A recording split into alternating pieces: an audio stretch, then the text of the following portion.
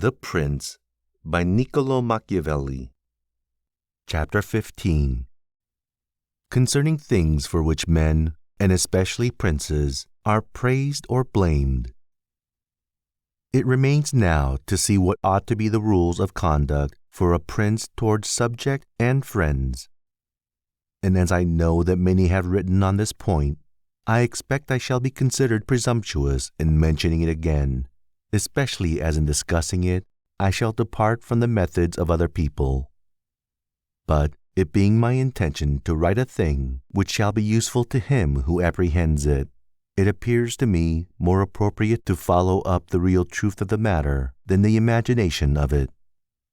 For many have pictured republics and principalities which in fact have never been known or seen, because how one lives is so far distant from how one ought to live, that he who neglects what is done for what ought to be done sooner effects his ruin than his preservation.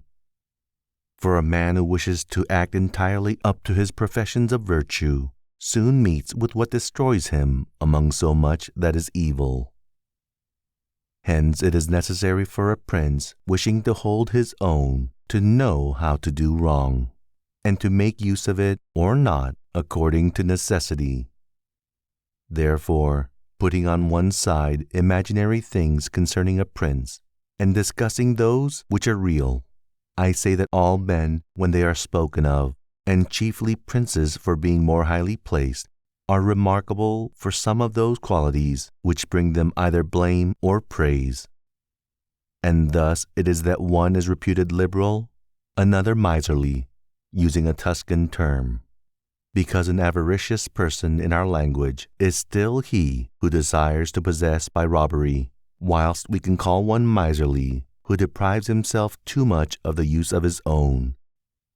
One is reputed generous, one rapacious, one cruel, one compassionate, one faithless, another faithful, one effeminate and cowardly, another bold and brave, one affable, another haughty, one lascivious, another chaste, one sincere, another cunning, one hard, another easy, one grave, another frivolous, one religious, another unbelieving, and the like. And I know that every one will confess that it would be most praiseworthy in a prince to exhibit all the above qualities that are considered good. But because they can neither be entirely possessed nor observed, for human conditions do not permit it, it is necessary for him to be sufficiently prudent that he may know how to avoid the reproach of those vices which would lose him his state, and also to keep himself, if it be possible, from those which would not lose him it. But this not being possible, he may, with less hesitation, abandon himself to them. And again, he need not make himself uneasy at incurring a reproach for those vices without which the state can only be saved with difficulty.